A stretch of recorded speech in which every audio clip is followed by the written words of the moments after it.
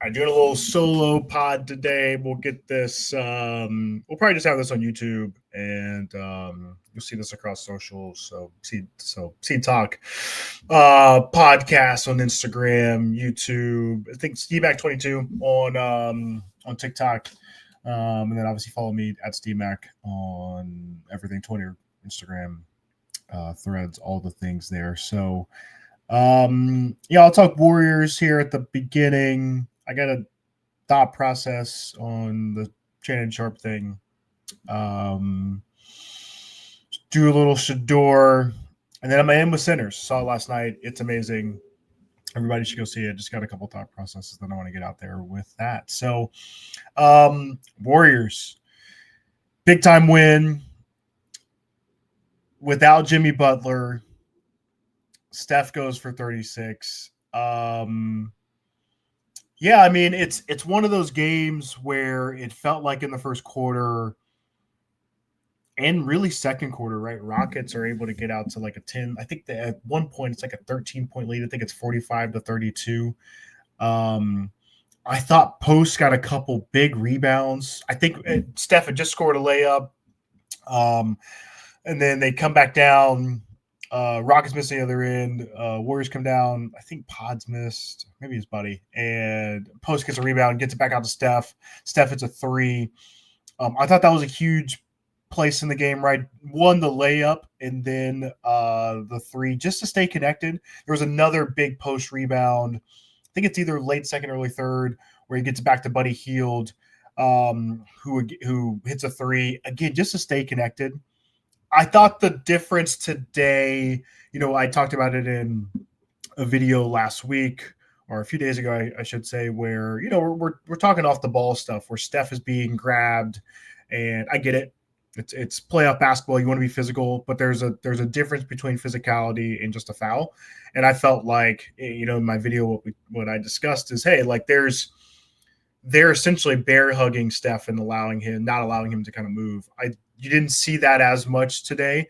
The difference too is that Steph brought the ball up a lot, and that changed the point of attack for the Rockets. A couple times Steph just got the switch, where he gets Jabari Smith on skates, where he just an amazing, tween goes left, pull back, hits the midi.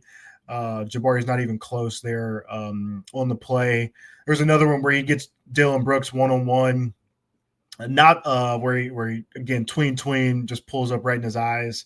And then obviously kind of the big dagger where he jab step and just pulls up in front of it. Felt like 2015, 2016 stuff, right? But the big difference there, again, changing the point of attack. Great job by Steve Kerr there in terms of like, all right, Steph's going to bring the ball up. If they're going to double him, or if we're gonna get the pick with like Gary Payton early, then we're gonna then slip that. And Gary Payton did a great job slipping in a couple times, getting the ball, scoring layups. I thought that sequence, he hits two layups, then hits a three in the corner after Steph takes Jalen Green off the bounce. I think it's Jabari, or maybe it's I think it's Jabari Jabari Smith that kind of doubles there off of the corner. They're essentially going to be like, hey, if Gary Payton's going to hit threes and beat us, so be it. Doubles there. Steph makes kind of this, like, he jumps and winds, throws this crazy pass out to Gary Payton. Gary Payton knocks down the three. I thought that was the biggest shot of the game, personally. Obviously, the Steph one at the top of the key is big, but that one, I think at that point, their Warriors went up 9. And yeah, I thought they did a great job of just trying to change how the Rockets were going to defend, and defend Steph, and obviously without Jimmy Butler in. I think we got to give a little credit to Kuminga. There's definitely some plays where you're like, this is why he doesn't play all the time, right? The play where he starts pump faking in the I think he's got Van Vliet on him, and he's just like pump faking over and over and over, and then he ends up losing the ball. But then a couple times he had Van Vliet was guarding him, right, and goes left, spins back right, scores it. Got out once in transition. But I thought just tried to make, there's times where there's just still some times where with Kuminga, he's driving or not understanding when and how to drive sometimes. I'll cut this one up. There's one play where like truly he's got the ball right side of the floor. It's kind of it's not a designed ISO, but essentially he's got the whole right side to play with. He's almost on the right wing with no one else over there, no one on the block, no one in the corner, and he decides to drive left. You're like, why are you driving left? When there's so many things afforded to him. He could have gone right, he could have set it up left and crossed back over right. He goes with a high crossover too, and then it's ends up just taking a kind of a rushed attempt just because of the bad cross there. And just little things like that where he still just feels like there's just novice understanding of spacing and when to go, and how to go there. But overall, man, I mean, huge win by the Warriors. Buddy was big. I know the viral video of Jimmy after Steven Adams picks his pocket and Jimmy's telling him like not to dribble, but Buddy was great. And really came in, like I think 6-minute mark in the first red comes in and really was aggressive. I thought at that time played good defense as well. Obviously Moody didn't start, but I thought he played really well when he was in there. Hustled, got some rebounds. Pods played well. And then I think we got to say it, man. Draymond was unbelievable defensively in the second half. A couple blocks on Jalen Green at the basket. They're playing this where they're gonna sag off of Sengun, and I thought he got some just lucky bounces. He banked in one late in the fourth quarter. I think the Warriors are going to live with that, and Draymond's doing a good enough job when he does try to really get him on his back and post him in the paint of making it tough on him. They're like, if you want to shoot a 15-foot push shot or whatever, like cool. But yeah, Draymond, I thought, was such a difference maker in the fourth quarter. Just making those guys take tough shots. And then really, as they drove, making it difficult to look at, okay, we're going to make you kick it out. And if Dylan Brooks hit a couple, Van Vliet hit a couple, but ultimately, I think that the Warriors are going to live with those averages. And you saw that tonight. So we'll see what happens Monday. Obviously, I'm recording this Sunday morning here in LA. It's like 10:30 my time. So Lakers play in a couple hours. So we'll see if that series is tied up or if the Wolves go up 3-1. I think if you're a Warriors fan, I don't know. I know it's fun. Like I'm a Steph guy, so I don't want to like loop myself into like the Bay Area, LA kind of thing. I know I've lived in both areas, but I think if you're the Warriors, you want to play the Lakers. I think you can go at Reeves and Luka all day, but Jaden McDaniels showing you that he can do some things offensively. Obviously, Luka wasn't feeling good, so that probably helped a little bit too. But Ant's a dog, man. And his shot has gotten to a place where you've really gotta guard him now at 28, 30 feet. And that just opens up his ability to get downhill and get in the air on you. And that changes everything. And then, I think Rudy did enough there where it's kind of similar with this series, right? Where the Lakers have no size. I think the Warriors would love to play somebody similar to them. I think they have an advantage there.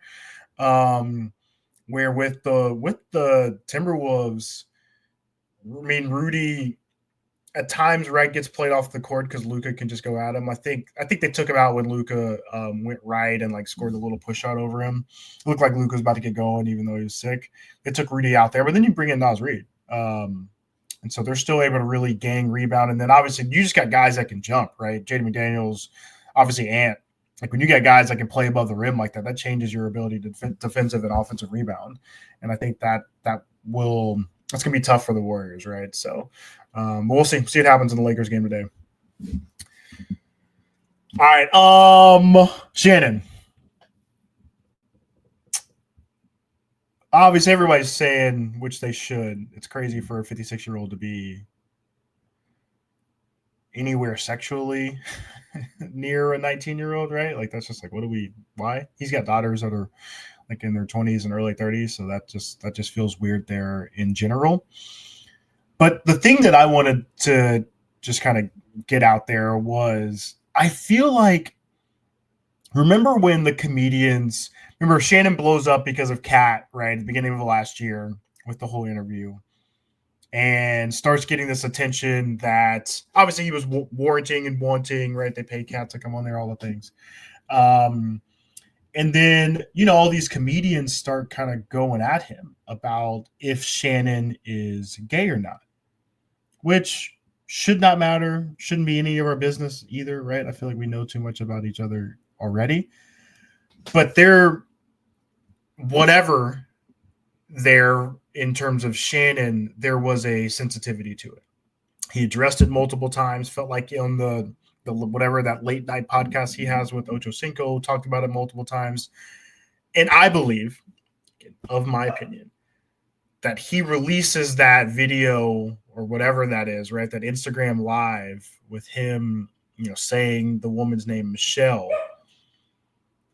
to combat the idea that he is gay, which then it seems like has led to whatever has happened, and not like obviously more because there's an alleged sexual assault, but obviously something changed in the relationship that he had with this young woman after that video was released. And I just think about that in terms of like, that's so crazy that there was such a fragility around your perception of if you were not gay, and now you're in this place where your life is totally changed. And again, not like life also might be altered because he's done something incorrect, right, and wrong. But I just wanted to kind of think through that. I just thought about that. I was like, it feels like a lot of things for him in this way, in this regard, started with that idea. So just interesting to think about as the Shannon Sharpe saga continues. All right, Shedeur.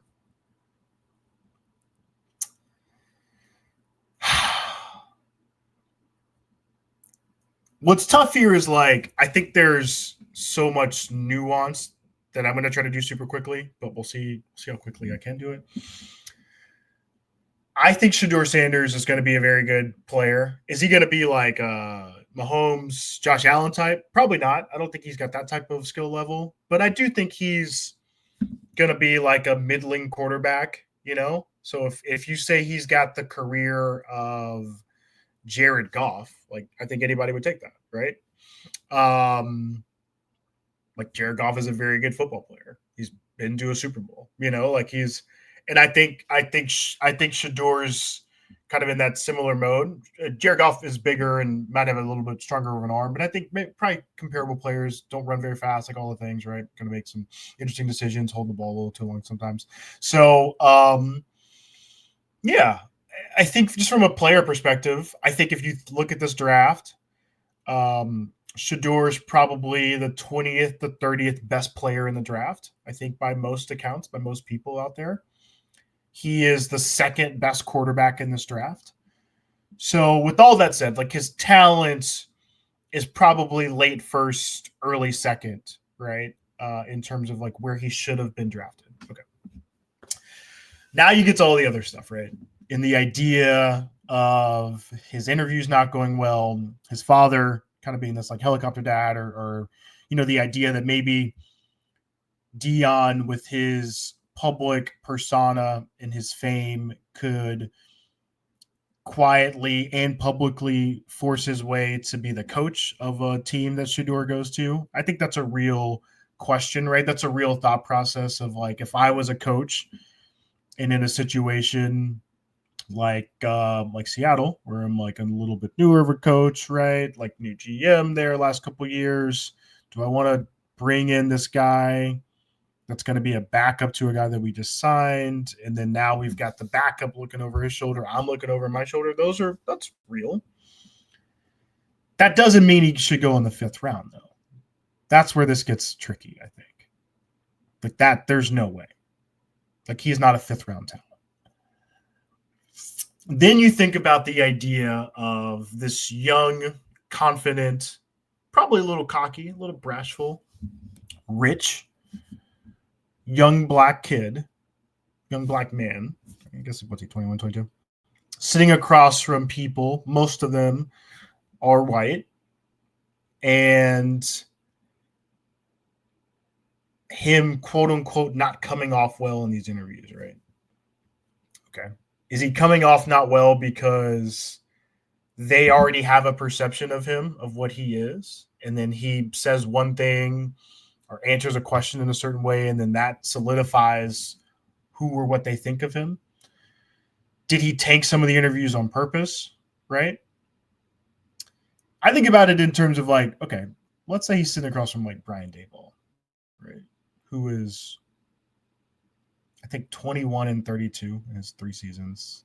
21-32-1, I think, in his 3 seasons of the Giants. Someone that probably fancies himself as like a football guy, a smart football guy, right? And you're sitting across from this kid who, again, is super cocky, just has like rich kid syndrome, right? How would that interaction go? I'm assuming poorly, just on the surface. And I'm not trying to call Brian Daboll like a racist or anything like that. I'm just saying, like, I assume that interaction goes poorly. But then you have to peel back why that probably goes poorly. Is it poor because there's this idea that the person in power, Brian Daboll, should be given this like respect or given this like onus of like, oh, you're the coach of the Giants, so I'm gonna play like Shedeur is gonna play this part for you in this interview? Does it go poorly because Shedeur essentially acts like he knows it all already at 21, 22 years old? That would turn off anybody in a job interview. Think about yourself going into a job interview, whatever. It could be a big time job or it could be like working in the post office. If you go in and act like you know more than they do, they're going to be like, who the fuck is this kid, right? Okay.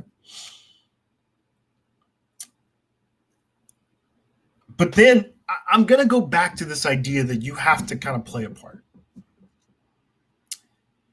I wonder, and I feel like Johnny's pretty honest, right? I would love to get Johnny Manziel's idea or thought process. Like, did he feel like he had to fit a mold or play a part? Johnny Manziel's a rich kid, grew up a rich kid, still a rich kid. Johnny also has struggled, right? And he's been open about his struggles with substance abuse, with mental health, those type of things. So I wonder during his process, Johnny, as NFL teams knew, was going out, was using drugs before games, after games. What were those interactions for him when he was going through the draft process? What were his interviews like? Did he go in and just kind of acted like he always acted? Did he act like a rich kid? Or did he kind of like give some semblance of like an employer to employee relationship in this job interview and try to act like, try to play the part? I'm curious. Because it seems like because Shedeur did not play the part, teams felt like now you can get into certain things around race and money and all these other things, right? But for whatever reason, people felt like because he did not play the part, because he did not acquiesce to this box that you have to be, we're all put into it, right? It doesn't matter what walk of life you're in or what race you are or whatever, right? There's a box that we have. There's a social idea of like what a job interview should be. And because Shedeur did not give the presence or the vantage point that he really cared about the process, now it feels like teams either were truly just like, okay, maybe he's not a fit for us, or the vindictive side is like, we need to humble this kid and make him realize like what the NFL is about, and the shield is bigger than all of this, and what this opportunity is, and all that shit, right?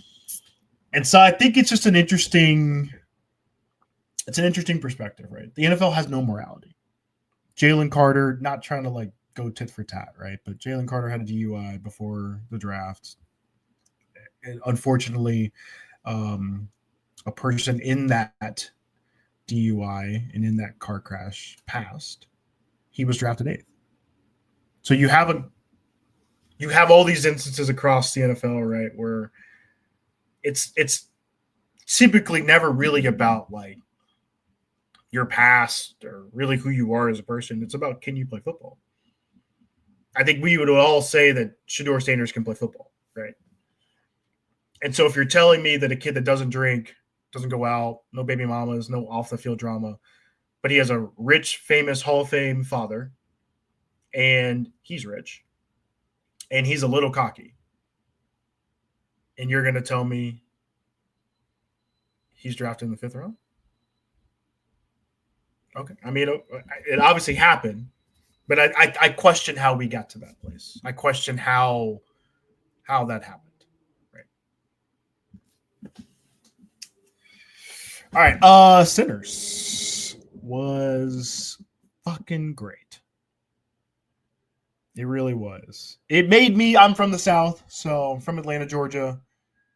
I have family all through the South, mainly in like the call it the Low Country area, like King Street, just above Charleston, and Hartsville, kind of into Charlotte. Greenville, South Carolina. It's kind of where my family. I have a lot of cousins and all the things. So I've been to Mississippi. Once you go once, you're like, I don't ever need to come back here. No, that's you can. If you're from Mississippi, you can take that however you want to. I mean it. I meant every syllable. So for them to do a movie about the Mississippi Delta, I thought was really interesting. Obviously, Blues and Clarksdale, those are real stories. Like I would urge anybody to Google and do some really cool deep dives. There's some really interesting information there, right? There's also some really hard history. Obviously, there's hard history everywhere, though. And I thought something, and I've tried to explain this to my girlfriend who's from California. Like, I always would rather be in the South in terms of like racism, because I know what I'm getting. Like if I walk into a room, I know how these people, for the most part, are gonna like react or act or whatever, right? I've been there, kind of done that. And there's a quote where, the Sammy, who becomes a central part of the story, is like, man, I heard Chicago, there's no Jim Crow up there, right? This is set in 1932. And I forget which twin is in the car with him at the time that Michael B. Jordan is playing, but he says, Chicago is Mississippi with tall buildings. That couldn't be more true. You can say that about most places, right? California is Mississippi with Hollywood. You know what I mean? And I think that is a central, like, I think if you use that type of framing, and there's another thing of like, I'd rather be with the devil that I know than the devil that I don't know, right? They're talking about racism. I've actually used that before, right? That's going back to what I said. I'd rather be in the South and dealing with certain things. And like, I think on the surface, like you go to Newport Beach or something and it's the same type of people, but there's a faux pas-ness to it that they are different, right? Most of them are. And so I felt like that was what, in my opinion, what Ryan Coogler was trying to weave in and out of the story, is that it doesn't matter where you are or what time this is, right? I don't want to, I guess, a little bit of spoiler, right? There's like a scene where they're dancing and it's kind of the call of the devil, if you will, when Sammy is playing, and he's playing his guitar banjo so well that ends up like kind of calling the vampires, if you will. But there's a scene where the camera's moving all around the room and there's all these different people dancing, and it's different eras of people, right? Whether it's like I feel like it's like old, there's obviously Chinese people are interwoven in the story. So it's like you have older kind of Chinese garb and people dancing, and then you have like Africans kind of dancing, and then it kind of pushes you into like, like the 70s and 80s, and then into like the now, right? And it's this idea that like nothing has really changed, right? Whether you're obviously some things have changed, but the fabric of it hasn't really changed, right?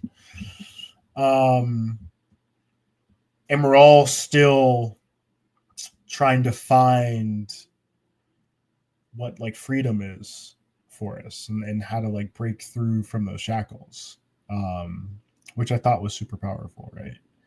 And in one way, like the idea of living free and living forever would be one way to do it, would be to be a vampire. The other way would be to find fame, which is what Sammy does. I don't know if he makes a deal with the devil. Like it, you can maybe interpret those end credit scenes in a couple interesting ways, but at the end of the day, like how do you find and seek freedom? I think is how I like the central theme I thought to the story, not just about like race and bringing people and trusting people, and they ultimately are going to have destruction for your neighborhood or society or whatever, right? Um, but it's the idea that when you're in this place, mentally, physically, emotionally, like all these things, right? Like how do you justify and find what'll make you happy? I think, and not only what'll make you happy, what'll make you free. And so it was incredibly powerful. I want to see it again. Michael B. Jordan's amazing. That's obviously I think that's the best I've seen him since Black Panther, playing the twins. Haley Steinfeld was unbelievable. She had this like sexiness and seductiveness that just like popped off the screen. Delroy Lindo was great as well. I was like the drunken, blues player. It was cast incredibly well, shot incredibly well. Story's great. And there's so many different little elements in there that I thought were truly amazing. So shout out to Ryan Coogler. I would love to see. I wonder if they'll do it or if they want to do it. Like it'd be interesting to see Michael B. Jordan and Haley Steinfeld as like, again, spoiler, right? So if you cut this off, you haven't seen it, but I would love to see them after they're turned and like become vampires, almost like a interview with vampires kind of thing. Like I would love to see them do an interview with vampires kind of thing, of like talking about how they got through that night and then like what they've been doing. That would be super interesting. And like how they viewed life, right? And like how they viewed all these things that have happened. That would be kind of crazy, I think, to see. You could also do a prequel, right, with Michael B. Jordan's characters, like the twins, with Smoke and Stack. They learn kind of their ways from like Al Capone. That would be an interesting kind of prequel there. So, yeah, original IP is huge, right? And he, I feel like, set himself up if he wants to take this in so many different ways. So, shout out to him and shout out to the whole cast. Everyone was unbelievable. Like I said, can't wait to watch it again. As always, appreciate you. I went probably a little long, whatever. Appreciate you rocking with me. I know we haven't had Taylor on here as much here. He'll be back soon. Got a newborn, doing some things, so giving him that space. But they're doing great. He's doing great. You'll see him on here soon. We've got some really cool content coming up with some really awesome sports tech companies. So continue to kind of check back to us. I just also launched a Patreon as well. So if you want to support us in any way, we would humbly appreciate that. But as always, continue to rate, subscribe, and find us at the Seed Talk Podcast, and find me at SteamMac. And yeah, go Warriors.